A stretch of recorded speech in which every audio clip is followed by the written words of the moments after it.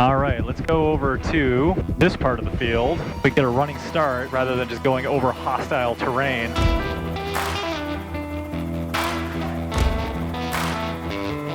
Let's give her. Holy.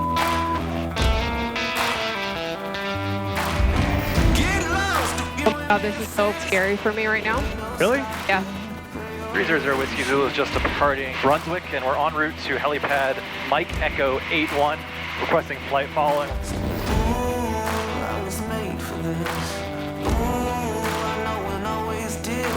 And where's that helipad location near?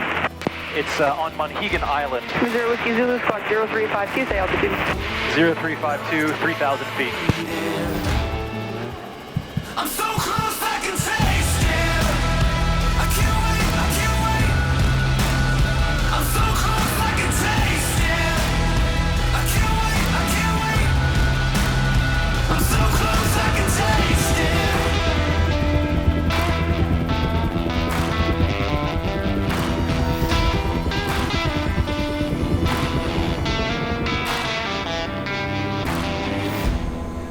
Not a bad spot.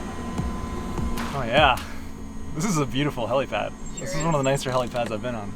Okay, I said the last not airport landing was my favorite, but I think this one's my favorite. Like this view is, if the last one was 10 out of 10, this one is like 20 out of 10. This is insane. So this one actually is an official airport.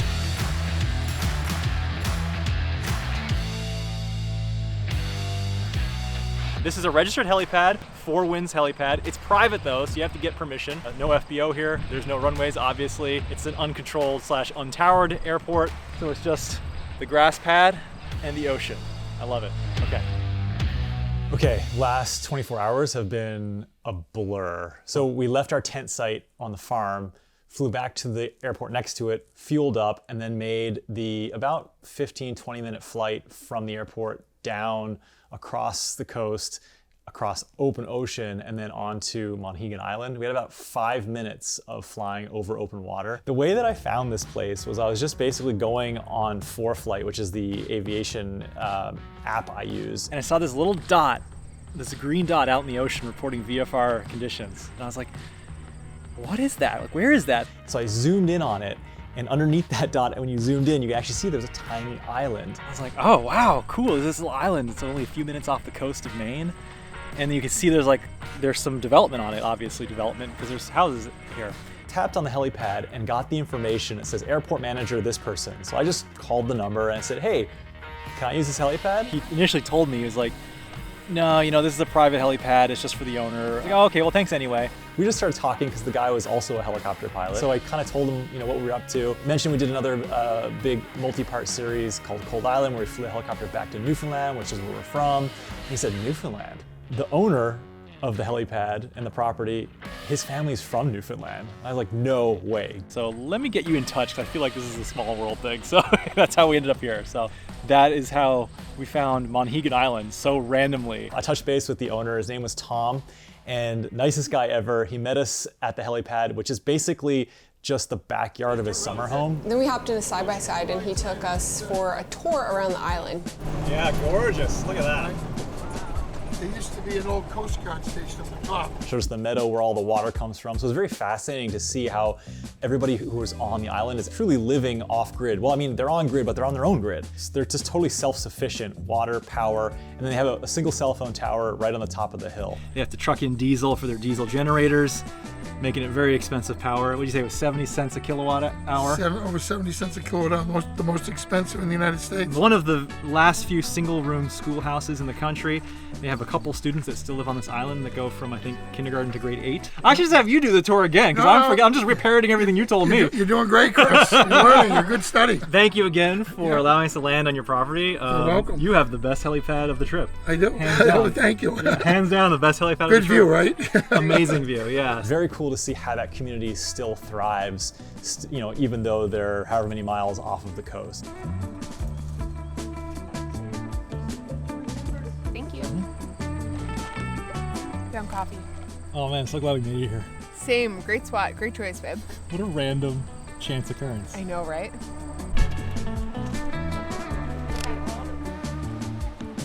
This is my idea of a vacation.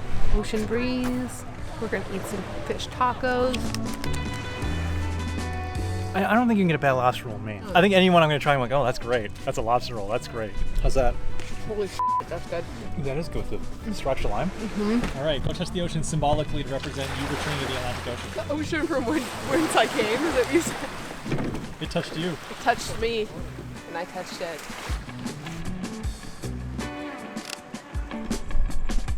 Ooh, a snake. Was that a snake? Maybe. How did a snake get on this island? I don't know. Through the ocean. Through the ocean. A sea serpent. Sea serpent. There's a place called the Trailing U, and it stuck out to us because on the thing it was like some rooms don't have electricity, and I was like, that one. So I think this house does have electricity. I think they all might now. We're all up for an adventure here. Perfect. Wicked. 6:08 sunrise. We're gonna get up. It's gonna be good. I'm gonna move. Tom told us to land just in the big area in the back, his backyard, which is where his helipad is. He actually needed to get picked up the next morning. We had to pick the helicopter up and then move it, so we thought might as well just do a lap around the island just to kind of see the sights. So we did it at sunset, picked up the helicopter, did one lap around Monhegan Island, and it literally took 3.5 minutes. That gives you kind of an idea of how small this island is. It's no bigger than 2 miles on its long axis. Yeah, this island's literally 1 mile. Perfect.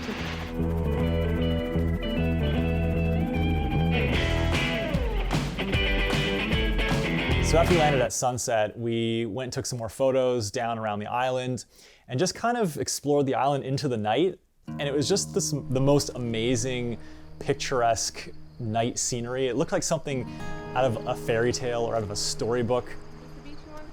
We were gonna stay tomorrow, but we just checked the weather, and Thursday is supposed to be really bad, and tomorrow the wind is gonna get really bad towards the evening, so we had to get out of here early in the morning. So instead of going back to the hotel room, we're just gonna take some pictures around here and just try to make the most of our time here.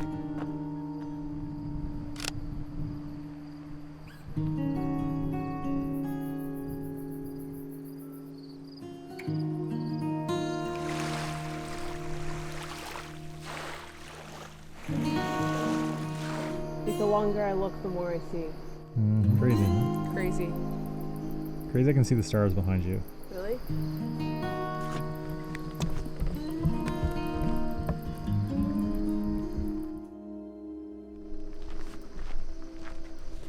This is our fourth sunrise of the trip. We are hiking up to the shipwreck to take a couple of pictures this morning before we leave in 2 hours.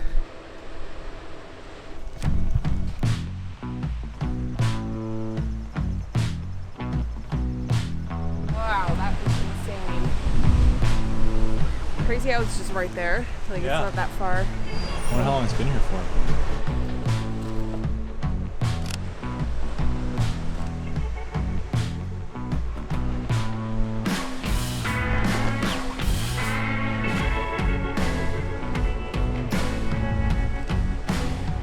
Time to get packed up and go get some breakfast and get out of here. Your shirt on inside out. Oh, is it? Your shirt's on inside out. And backwards? Backwards. It wasn't intentional? No. It wasn't like this shirt has been worn for the past 5 days. I'm gonna turn it inside out to get a fresh wash out of it. No, it was, I woke up at 5:30. I'm tired. I don't know what's left from right, and I just put my shirt on. I took my sweater off. I was like, I'm wearing my pajama shirt. I'm not. I put on the shirt, but I did not mean to put it on inside out and backwards. Oh my god,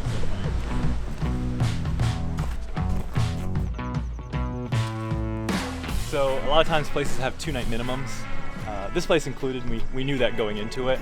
And we also probably realized that we probably wouldn't get 2 days out of it because the forecast was saying poor visibility. If we stayed another day, we'd have to stay another 2 days. I don't want to be this far away from home with only 2 days to get back. And we've got 2 potential mountain ranges in between us and home, so. Portland approach, helicopter 300 Whiskey Zulu. Helicopter 300 Whiskey Zulu, call approach, altimeter 2991, clear approach. 2991, just departing Monhegan Island, type R44 helicopter, requesting a flight following to Brunswick Executive, 1000 for 2000.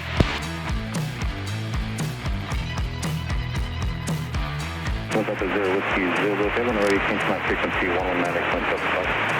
119.75, 0 Whiskey Zulu. Altimeter 29903, weather advisory, wind 220 at 7, high conditions. Brunswick traffic helicopter 300 Whiskey Zulu, 5 miles to the west inbound for the ramp. So we picked up at around 8 or 9 a.m. and had a very smooth flight over the ocean back to Brunswick Airport. This was where the trip kind of was up in the air. I knew we wanted to hit one last spot to camp, which is in the Thousand Islands region. But getting there meant we had to cross 2 mountain ranges, one in Vermont and then one in New York, which is the Adirondacks. And the weather today was dodgy over our destination, so there were thunderstorms sort of all throughout the day. All right, we're gonna end up in Saratoga. It's about 2 hours away.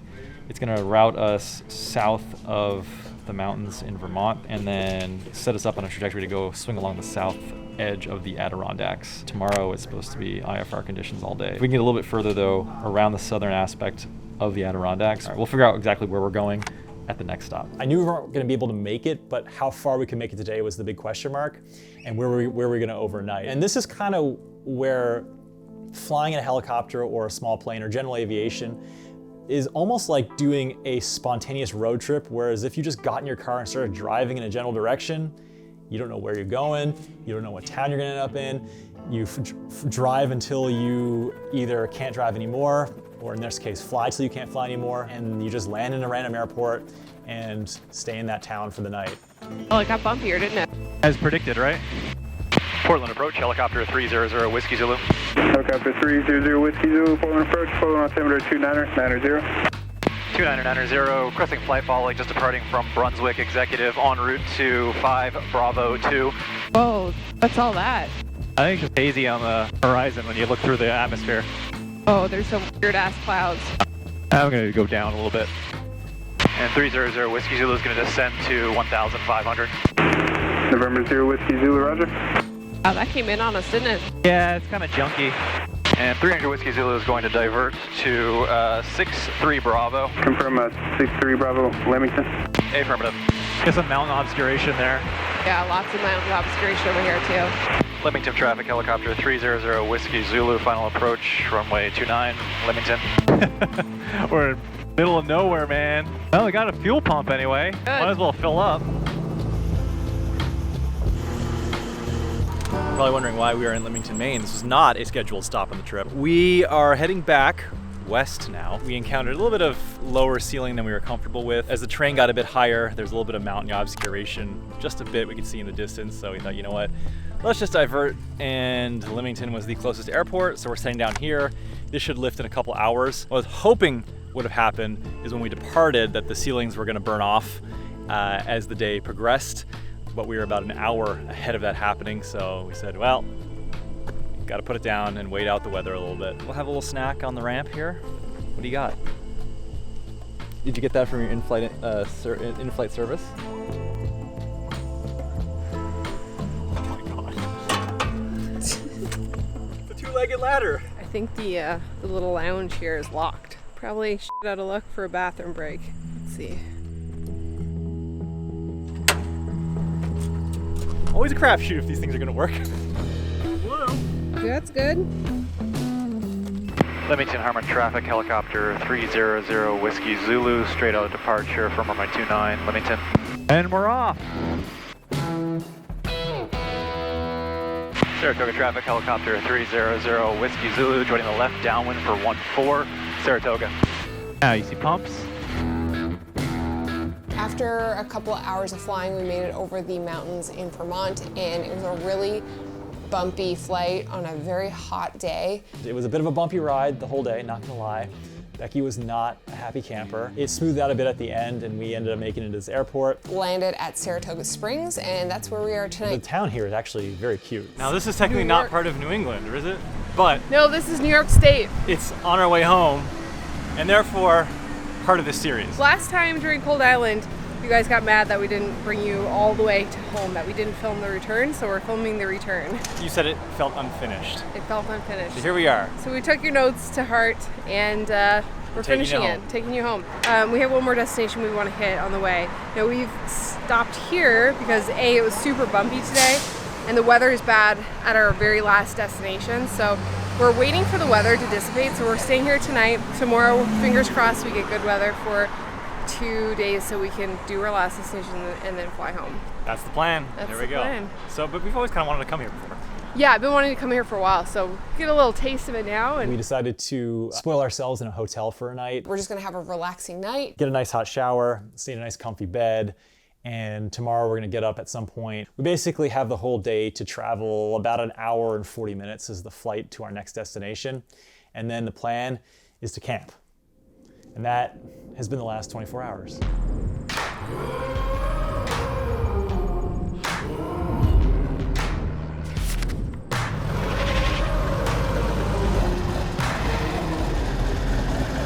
And Saratoga traffic helicopter 300 Whiskey Zulu is departing from the Bravo, Saratoga.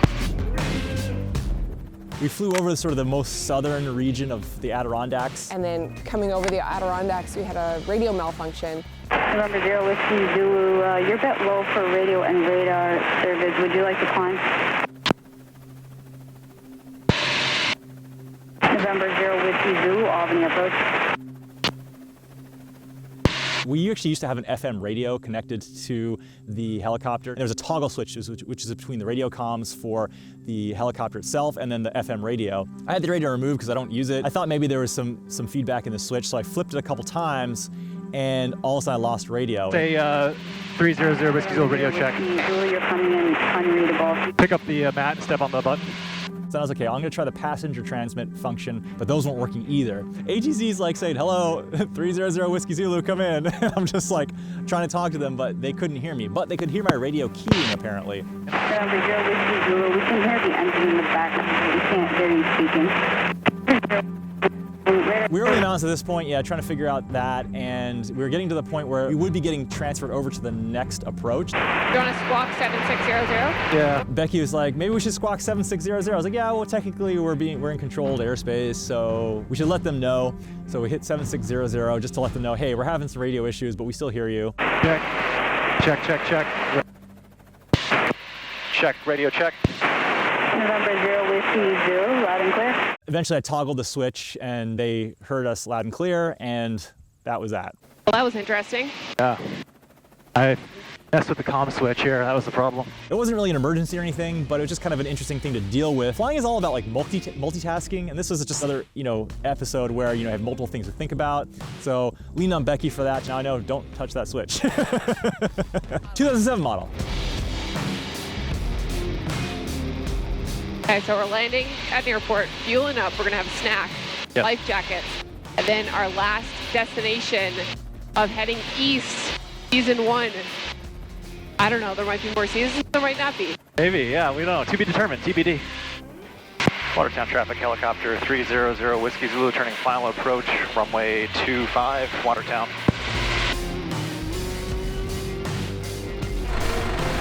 Refueling! More fuel. We're at Watertown Airport now, and once we get full fuel, we're going to be heading out, then going to our last stop of the trip, which is a small island on the Thousand Islands region of New York. The Thousand Islands region is interesting because it's actually, like, half of it is Canadian and half of it is American. Some of the islands typically you could go to on a boat and just get off, but theoretically you couldn't go to some islands that are on the Canadian side because that's technically going international without clearing customs, I guess. We have permission to land on an island, so we're going to land and camp. Present self is thinking of future self. It's kind of like too late to have lunch, but too early for dinner. So we're gonna have a little snack, and then once we get our camp set up tonight, we'll have dinner. But I'm also thinking about future me and how we're gonna be sitting on that island away from everybody, wishing we had a little snack. Alpha 1. Oh, I'm getting the mic connected for later, but what about for now? Delta 7. Oh. Dude. Boom. Delta 3 action. This is a nice FBO. We departed Watertown, 18 minutes up the coast to the Thousand Islands region. So this was a fun flight. This was an off-airport landing, My plan was to cruise over the island that we're planning on landing in. Check it out basically from a low reconnaissance standpoint. I'm looking for wires, I'm looking for my landing zone, I'm looking for any obstructions in the landing area, I'm looking for how I'm going to approach into it, I'm making sure the ground looks level, making sure that there's no debris on the ground or anything that's going to kick up, and just making sure that we have essentially a safe approach and that our helicopter will fit there. Here we are.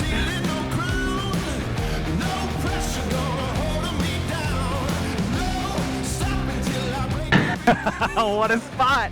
Wow. What a spot! Look at this place. Dude, look, there's like a dock. Dude, we can put our tent anywhere. Okay, I said we were like roughing it camping. This is like not This that. is a mowed lawn. Well, this is way prettier than what I thought it was gonna be. Man, this is like landscaped. We set up camp and we just had a really nice evening. The sunset was glorious. I just want to thank the owners, Lori and Pat Curran, for letting us use it. So Lori told me that the island was initially owned by a businessman with the last name Warner, who I think had an elixir company. And after that, it was at some point purchased by a Mrs. Burke, who changed the name of the island to Jewel Island. And eventually the government actually took over the island and tore her house down because they wanted to make way for a shipping channel through this area. And they apparently blasted half of the island up. You can kind of see that there's actually blast marks on the shipping channel side of the islands. So the St. Lawrence Seaway Company, basically the US government, eventually sold it to somebody who renamed it to Stony Crest Island, and eventually it was sold to the Currans, which are the current owners. And I think they're planning on renaming it back to Jewel Island, its sort of rightful name. Oh, this is a beautiful, beautiful island. So thank you again, Lori and Pat, for letting us land here. I don't know how well this is gonna go tonight.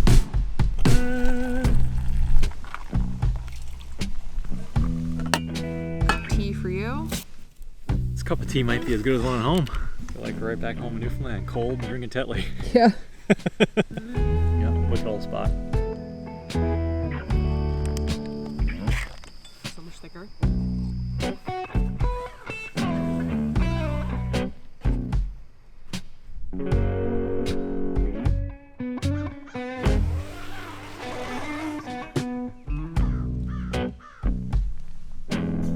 What's for breakfast?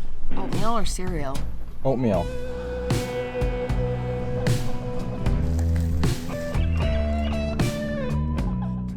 Woke up for another sunrise, which was beautiful.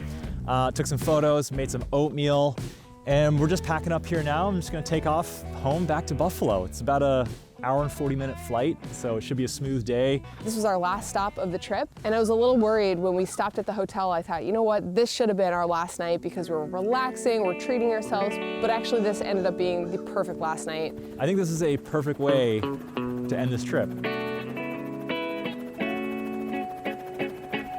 Despite being tired from the whole trip, I think it was a perfect last night. Once we were done our breakfast, I was ready to get off that island Yeah. and head home. It was a long 2 weeks, almost 2 weeks. But it was a really fun trip though. It was a great trip. I had a really good time. I did too. Yeah, it was fun to hang out with you and much less stressful than the last one. And I feel like we got a little bit of an actual vacation out of it despite filming every single day. Yes, definitely.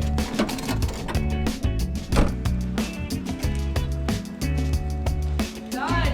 Where are we gonna go next? I don't know, there's gonna be a next one. Let us know in the comments below if you want a next one. If you guys like this series and you like Cold Island, let us know. We want to give a huge thank you to our series sponsors, Blundstone, Cuts, and Millinote. Thank you guys so much for coming on and supporting the series and helping bring this whole vision to life. And thank you guys for watching and for all of the amazing positive comments that you guys have been posting on all the episodes. We are happy we're able to create these programs, I guess, for lack of a better term, and share them with you guys and bring you guys along on our trips. Oh my God, we have so much behind the scenes footage. We're gonna kind of break that down a little bit in our series debrief / behind the scenes video, which will go up this Wednesday on this channel at 10 a.m. Eastern. There we go. Thanks so much for watching, guys. See you on the next one.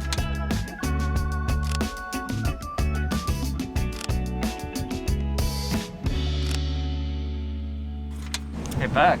Yeah. Notice that we are finally in a 12-passenger van. Finally. I'm getting teased with one the entire trip and our last day. And the story comes full circle. Heading east. Done. I stink too. I am ripe as all Jesus here today. Stinks! Are you questioning if you want to put that in your helicopter? I am thinking about Bob. When he told us about the time he was flying up the coast of Quebec en route to Newfoundland, and he said he went to a small airport. They pulled out like an old 50-gallon oil drum of 100 low lead. And he's like rust on the top. He's like, oh my God, I don't know how old that gas is.